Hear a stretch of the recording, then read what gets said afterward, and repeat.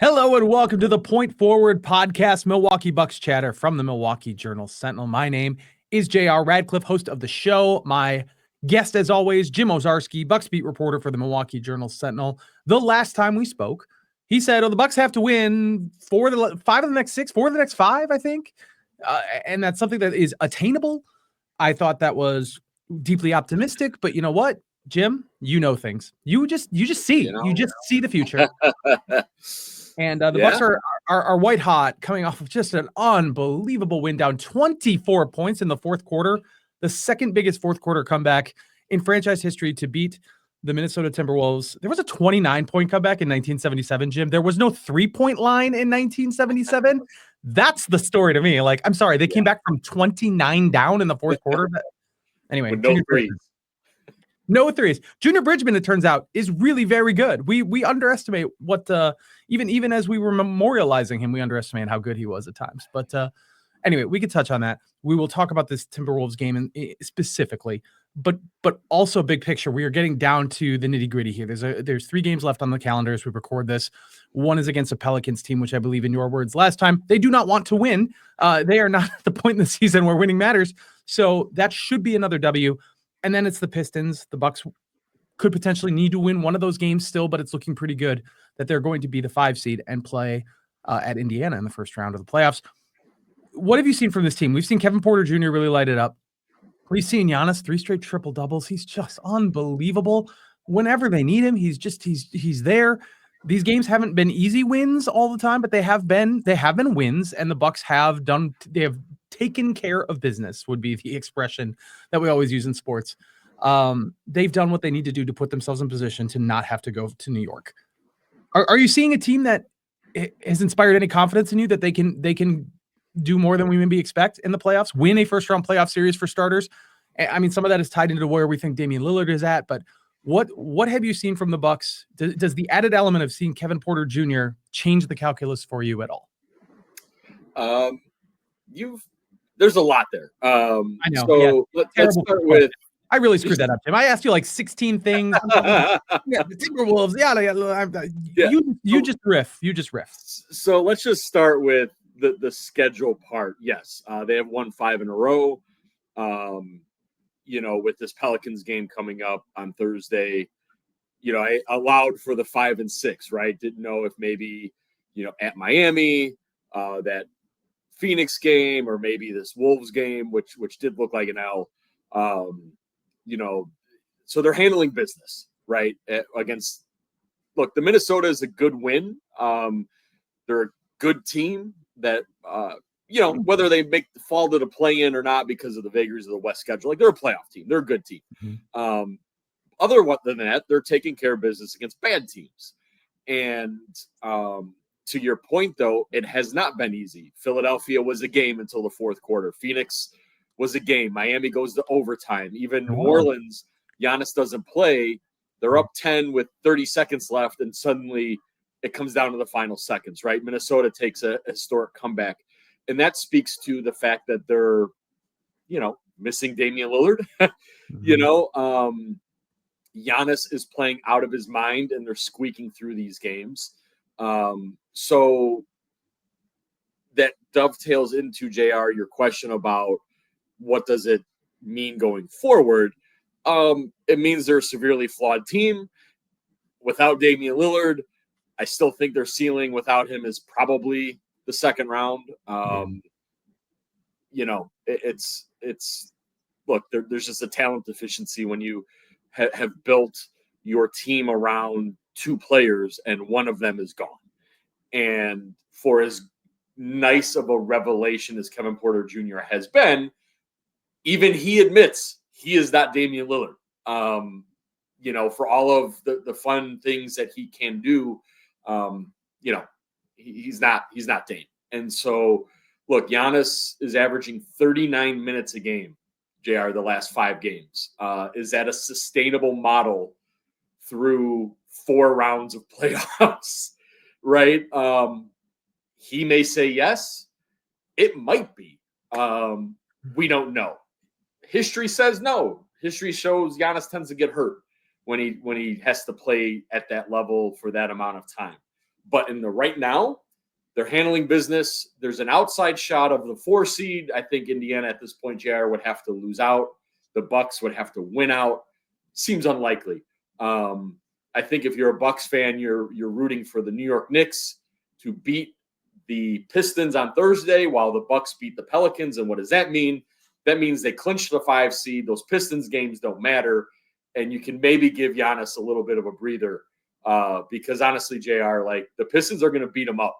You know, if they've got to go there on a second night of a back-to-back to Detroit, their home finale with something on the line, or they need to come play a matinee in Milwaukee on Sunday, the 13th, like they're going to make it really hard. And I don't know if you're the Bucks, like you can't control what the Knicks do, but the Knicks are playing for something, JR. They have not clinched the 3. The Pacers are still in that. So the Knicks have to win in Detroit. If you're the Bucks, you're hoping you can wrap all of this up on Thursday and then, you know, either shut it down completely after those 2 games against the Pistons or at least ease off the gas to make sure Brooke, Giannis, Kevin Porter Jr. Are healthy come playoff time. Yeah, Isaiah Stewart exists. I mean, he's gonna he and the rest of his teammates for Detroit, they're riding high. They've undergone a huge turnaround. They are a playoff team. They're gonna mix it up with.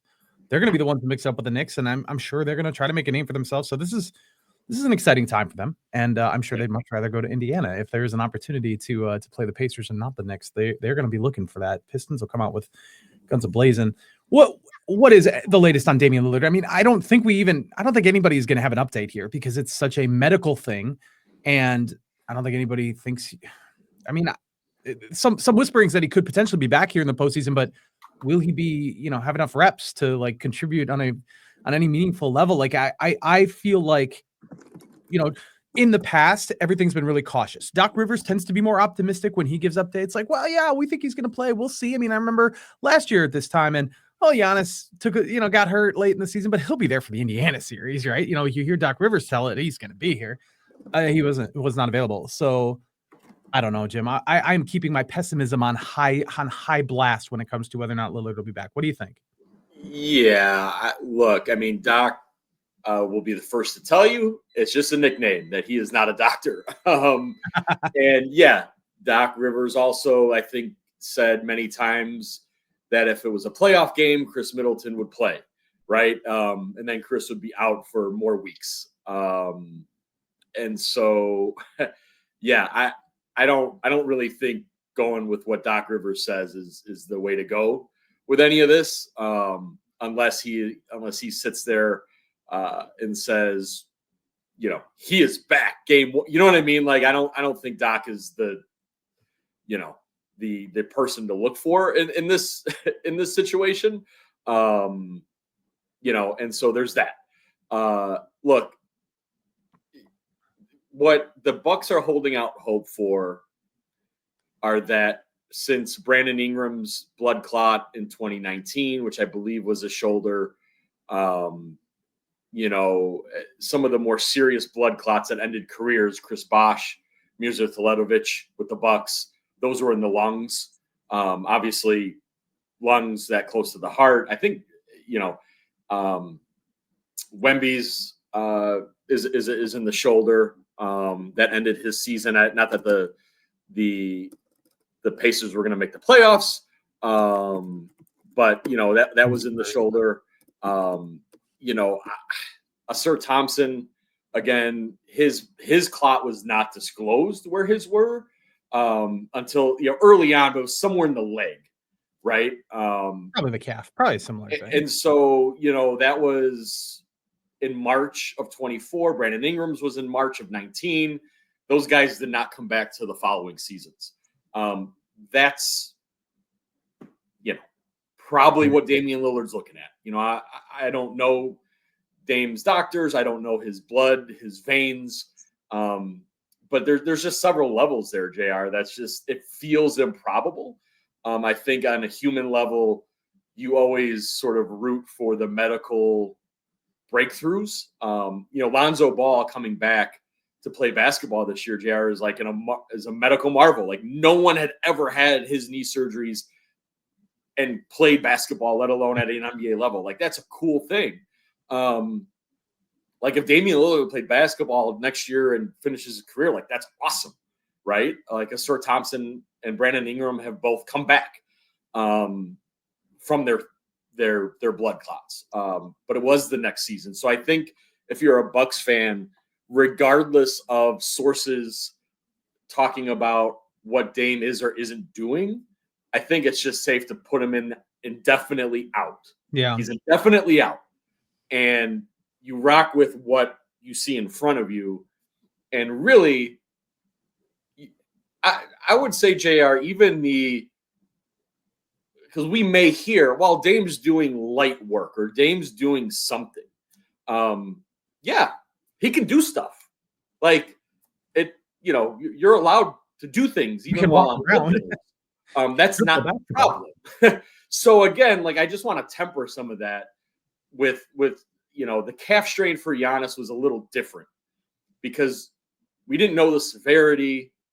We didn't know, was there a tear? We didn't know. I mean, we were told initially had nothing to do with the Achilles, but it was very specific with the soleus and like, you know what I mean? So I think maybe that's why there was some hope there, which of course Giannis later said, no, I was weeks away, from playing. So I think with Dame, I think it's just best to whatever even the sources say, like it's just until it's Damian Lillard is practicing with the Milwaukee Bucks.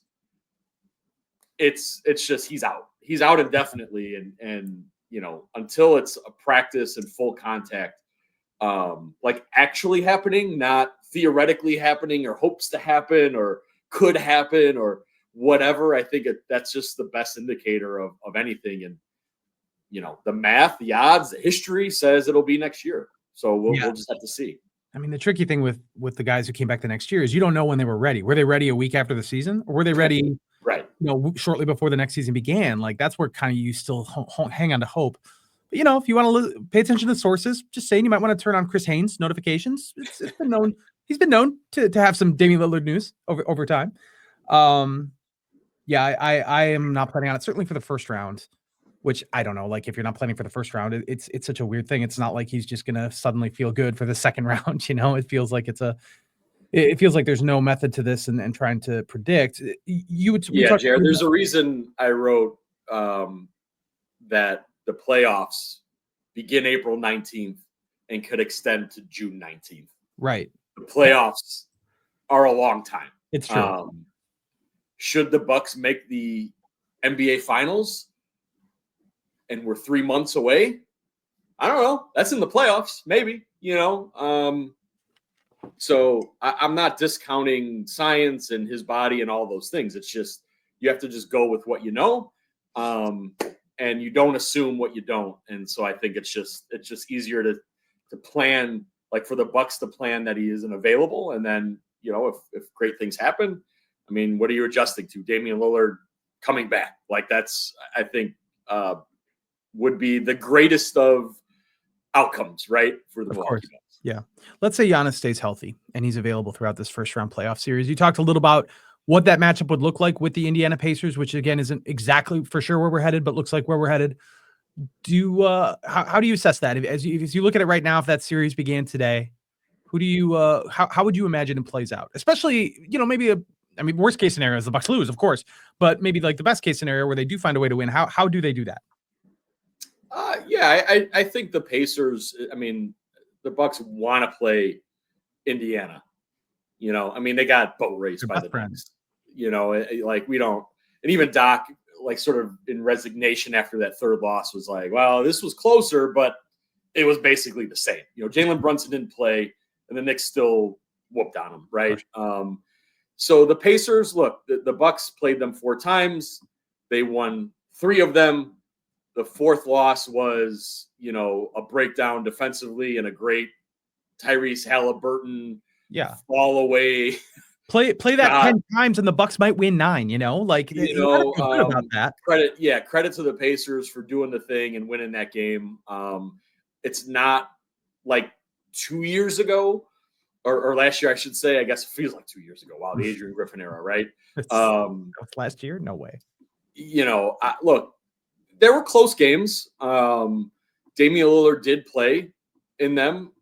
There was a game where Dame was 3 or 14 and 9 points, and the Bucks still won that game. So not having him is a loss. However, I do think the Pacers, I don't know if Rick Carlisle would ever say their plan is to just sort of let Giannis score as much and then nobody else score, but it kind of feels that way under Rick. Like Giannis's numbers against the Pacers since Rick Carlisle has been in Indiana is just like they're insane.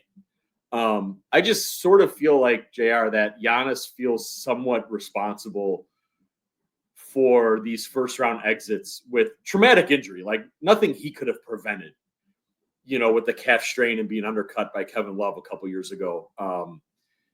But I do feel like he would be on a individual mission to not allow the Bucks to lose in the first round.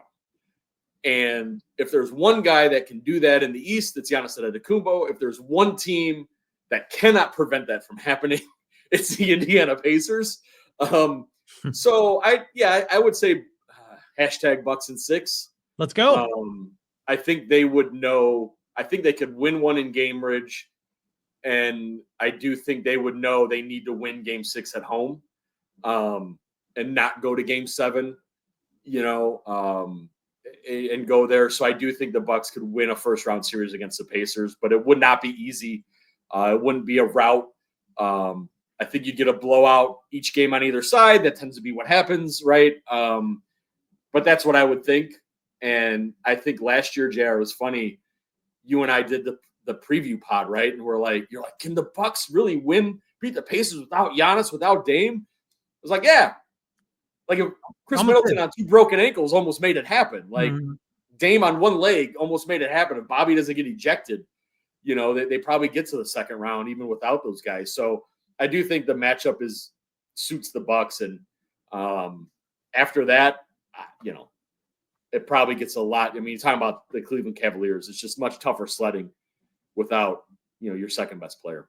I look forward to welcoming our friend Dustin Doperak back on the pod. That'll be fun if it does indeed come to pass. You know what, Jim? I'm glad you're sitting down. I think the Bucks do win in a rout. I think they win in 5, or maybe probably not 4. Wow, Doomer switch there. I got to tell you, like the 1 year after that series where Giannis was hurt and Lillard was hurt and the Bucks kind of fumbled it a little bit, and Tyrese Halliburton goes on to the Eastern Conference Finals. These Bucks are not. They're going to do everything in their power to make sure that doesn't happen again. And it's not like a normal Bucks team where there are aspirations for bigger and better things. I mean, there are, of course, and they will want to keep going. But, there's no like save a little in reserve mentally for what's to come further down the line, because June is so obviously not promised for this team. So it's all going to go in for those Pacers. So we'll see. I'm going to ask a couple kind of tough questions before I let you go. Didn't prepare you for these. They're pretty big picture. Next year, actually, no. I'm gonna start with Kyle Kuzma. I'm starting to think, Jim, that maybe if the Bucks do not advance into the second round, if we don't have a playoff moment involving Kyle Kuzma, will that trade be remembered as the worst of Jon Horst's career in Milwaukee? Because it looks really bad. And I mean, he did trade Dante for Serge Ibaka, but like, it looks really bad. It looks really bad, Jim. I mean. That's one of those things where I feel like you can't answer the question until the career arc of said players are sure. done. So, it's hard to say. Like if I think it doesn't look great now, because they have clearly needed another ball handler, another scorer, right? Now that Dame's hurt, like it was a big bet on those 2 guys being healthy. And while, of course, no one could predict a blood clot, but it was a bet on guys in Giannis and Dame who haven't really been available the last handful of years, playoff wise, right? For whatever reason. And you could argue, well, Chris wasn't available against Boston, but in reality, he was the only guy on the court against Miami and against Indiana, right? And so, And I still think probably could have been that guy this year. Although, to your point about the career arc, we don't really know what's left for Middleton. Like, he might just come off the bench for somebody next year. We don't know. Yeah, and their bet was Chris wasn't either going to be available or available enough, right?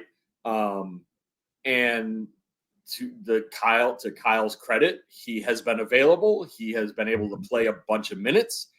He has played good defense at times, right? Indeed. And helped his team but yes. in that way. But I don't want to say he's been a liability offensively, JR, but there were a couple games where like the Warriors said, nah, we're not going to mess with you.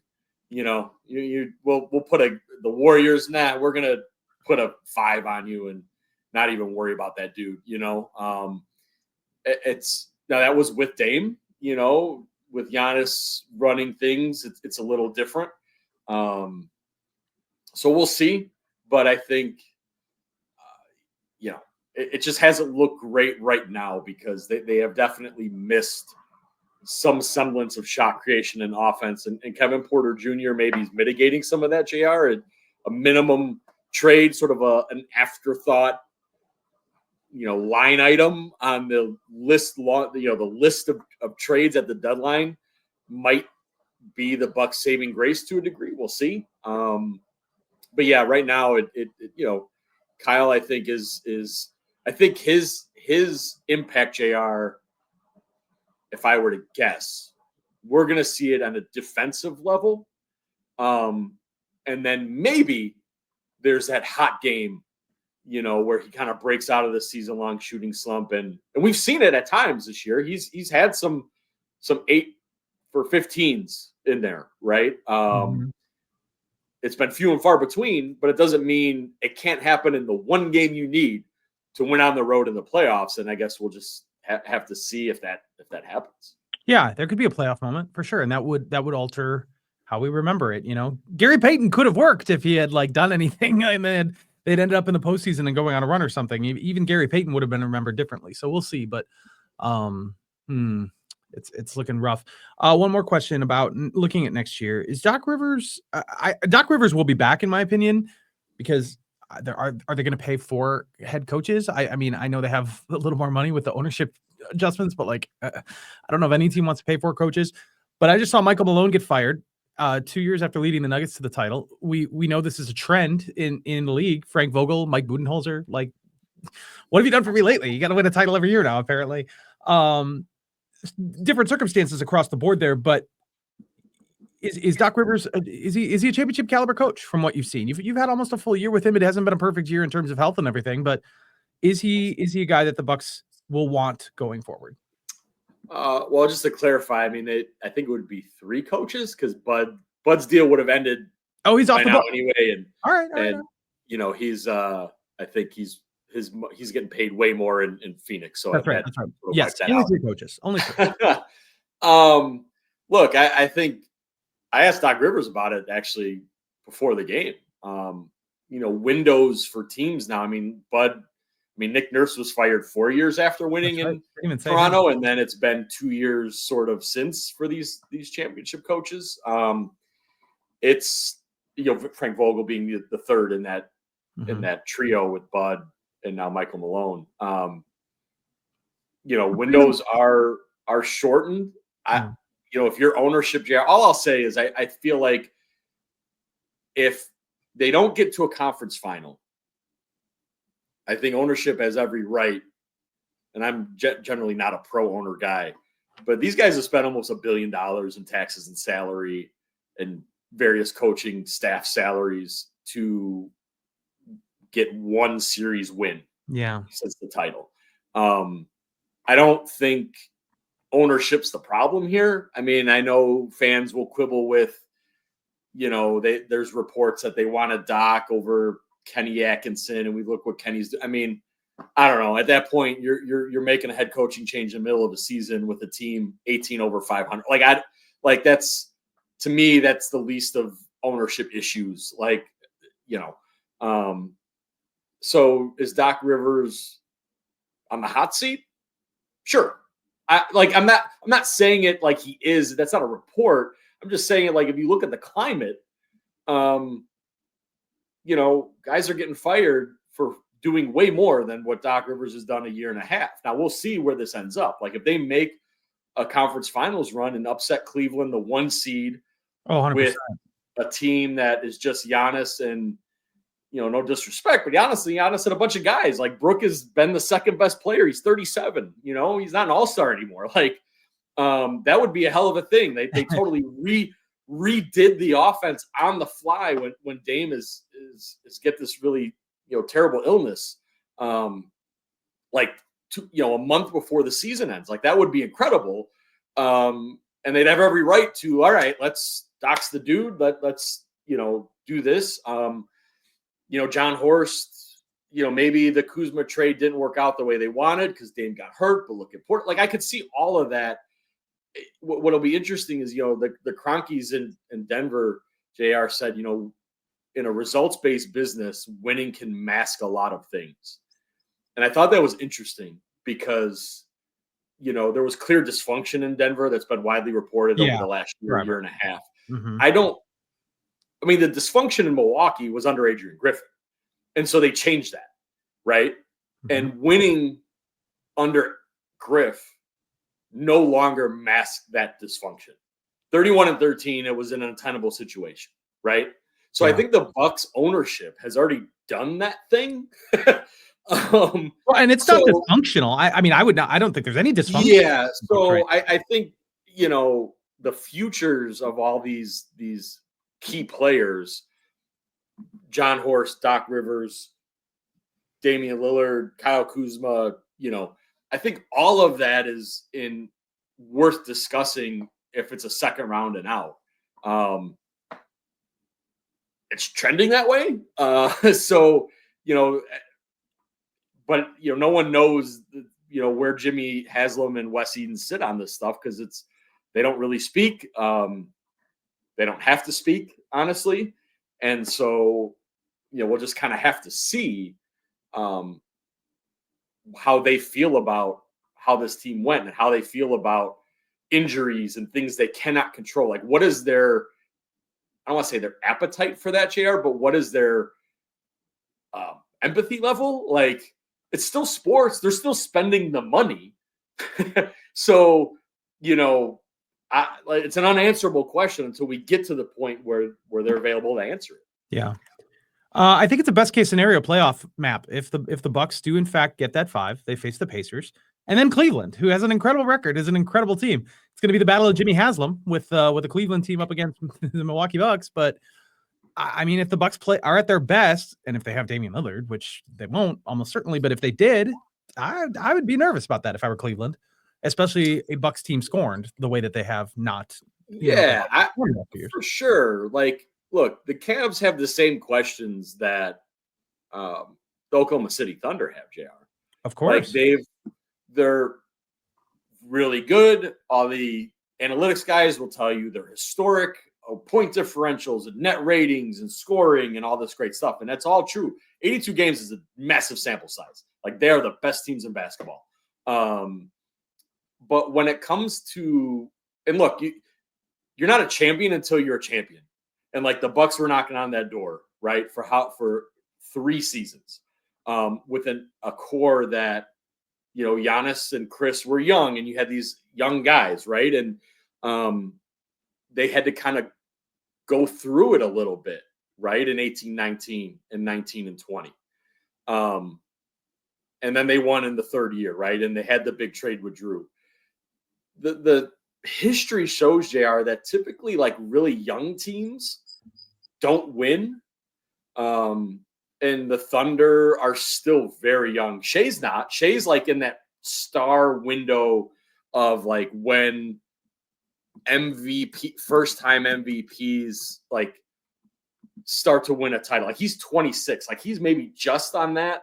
Mm-hmm. Like he'll be 27 in July. Typically, you don't win that title till you're 27, 28. It would make sense then because then the rest of the team maybe has lived that with him. Like Cleveland, JR, look, Jared Allen admitted the lights were too bright for them last year in New York when they lost. Evan Mobley, great year. Is he ready for prime time? We don't know. And we've seen Donovan Mitchell, JR,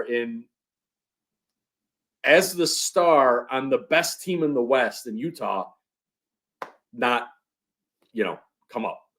Right. So it's true. Like there are serious questions. And if you're the Bucks, you don't want to play. Well, the Knicks are a terrible matchup, even if the Knicks are flawed and maybe broken with all the minutes they played.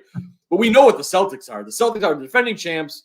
And you don't want to see Boston in the second round. So you're right. Like of all the possible scenarios at this point, locking in the 5 this week, in whatever fashion it is, and being able to play the Pacers, who you have confidence against, and then a Cavs team who I don't think the Bucks fear, and then a team that has to get over. I think of all the paths, that's the one the Bucks would want to take. Next week, we'll see if we can get Dustin in here. We'll do a little preview if it is indeed either way, if it's the Pacers or if it's the Knicks in the first round, we'll have a little opportunity. The playoffs are going to get going April 19th on the weekend. We'll have some play-in tournament games before that, so the Bucks will get a nice long break. I'm sure they can use it, especially poor Brook Lopez, who plays all these minutes at age 37. Could use a few days. So we didn't talk a lot about Bobby coming back in that game, his first game back. So I guess we'll still have some topics to tackle. Jim, any last thoughts before I send you away? No, let's see, JR. If I love how you went from the Bucks will be a play-in team to now they will, go to a conference final. I mean, I love it. I'm a windsock. I, to be clear, do not think they will go to a conference final. I have maybe a 2% hope that that's actually going to happen, but I do think they're going to win a first-round playoff series. I'm feeling okay about it because I like that matchup. I still, in general, I was wrong about them falling to the 6th seed, but I don't feel like that was a crazy call because they were sitting in the 6th there for a while. So not at that point. But they've been able to handle business against these bad teams, and they've got one more to do. And if they get some help from the Knicks, that'd be nice. A really good Thursday night flying to Detroit. And again, whether they would pack it in, I don't know. It seems like that'd be the best move in all reality, because you just don't want that. So let's see what Thursday looks like, JR. And head over to jsonline.com. Make sure if you haven't already subscribed, hit that button because we'll have a lot of good stuff the week into the playoffs, obviously, and all your playoff coverage and all stuff that happens after that. So, we'll speak soon, though. We'll get ready for postseason basketball again.